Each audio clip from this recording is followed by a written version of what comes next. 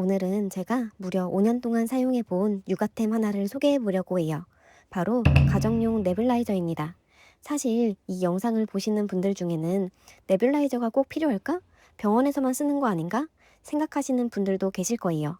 저도 아이 낳기 전까지는 그랬거든요. 그런데 지금은 누가 육아 필수템 하나만 꼽으라고 하면 주저없이 네뷸라이저를 이야기할 정도예요. 제가 5년 동안 사용해 본 경험과 직접 비교해 본 제품들 이야기까지 솔직하게 들려드릴게요. 사실 저는 출산하기도 전에 네뷸라이저를 샀어요. 친구 집에 놀러 갔다가 밤에 친구 아이가 갑자기 기침을 심하게 하는데 친구가 아무렇지 않게 네뷸라이저를 꺼내더라고요. 저는 그때 처음 봤어요. 저게 뭐야? 그랬더니 친구가 가래 끓일 때 식염수 넣어서 해주면 훨씬 편해 하더라고요. 그 순간 정말 신세계를 본 느낌이었어요. 아이를 키우면 언젠가는 필요하겠구나 싶어서 출산 전부터 미리 구매하게 됐습니다. 그때 친구가 사용하던 제품이 메쉬냅2였어요. 저는 비교도 안 해보고 친구 따라 같은 제품을 샀고 지금까지 5년째 잘 사용하고 있습니다. 아이를 키워보신 분들은 아실 거예요. 낮에는 괜찮다가도 밤 11시, 새벽 2시쯤 되면 갑자기 기침이 시작되는 날들이 있잖아요.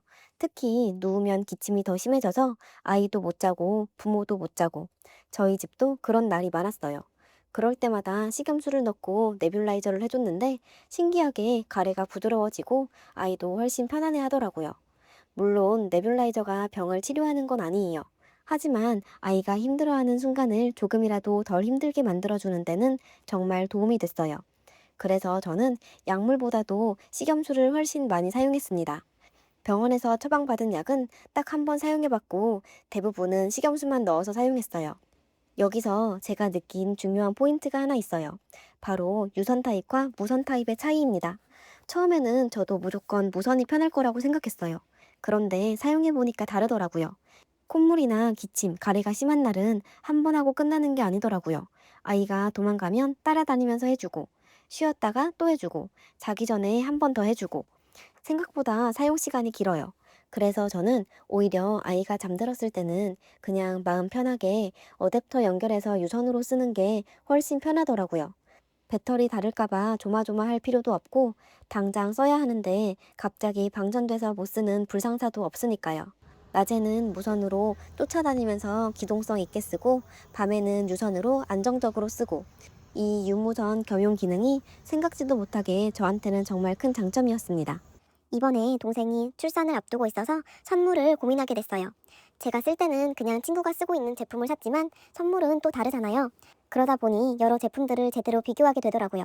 분무 입자가 얼마나 작은지, 소음은 어느 정도인지, 관리하기는 쉬운지, AS는 잘 되는지 생각보다 따져볼 게 정말 많았습니다. 특히 네뷸라이저는 아이가 사용하는 제품이라 소음이 중요하더라고요. 아무리 성능이 좋아도 아이가 무서워서 안 하겠다고 하면 의미가 없으니까요. 비교하면서 가장 흥미로웠던 건 분무 입자 크기에 따라 도달하는 부위가 다르다는 점이었어요. 10 마이크로미터 이상은 코와 목 쪽에 주로 머물고 5에서 10 마이크로미터 정도는 기관지, 1에서 5 마이크로미터 정도는 폐와 하부 호흡기까지 도달한다고 해요. 그래서 무조건 입자가 작다고 좋은 게 아니라 어떤 목적으로 사용하는지가 중요하더라고요. 제가 사용하고 있는 메시넵2는 0.5에서 5.0 마이크로미터 범위의 입자가 50% 이상 분무되는 제품이에요. 실제로 사용해보면 분무가 부드럽고 상대적으로 오래 나오더라고요. 식염수를 자주 사용하는 저한테는 꽤 잘 맞았어요. AS도 빠르게 잘 처리되는 편이었고요.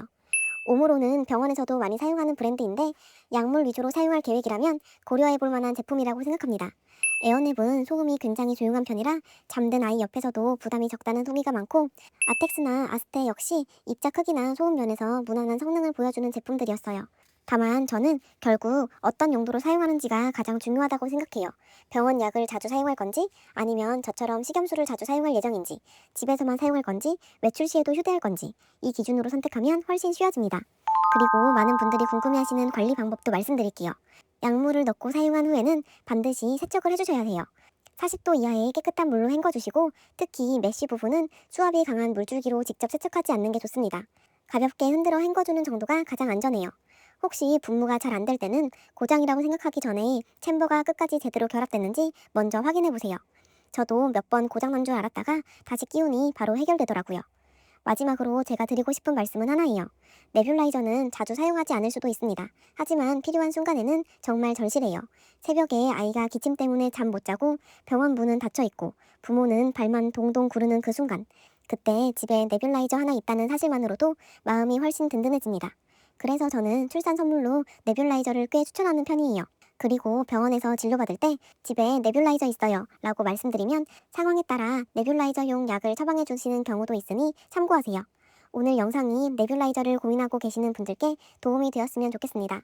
여러분은 어떤 제품을 사용하고 계신지 실제 사용 후기나 추천 제품이 있다면 댓글로 함께 공유해주세요. 영상이 도움이 되셨다면 좋아요와 구독도 부탁드립니다.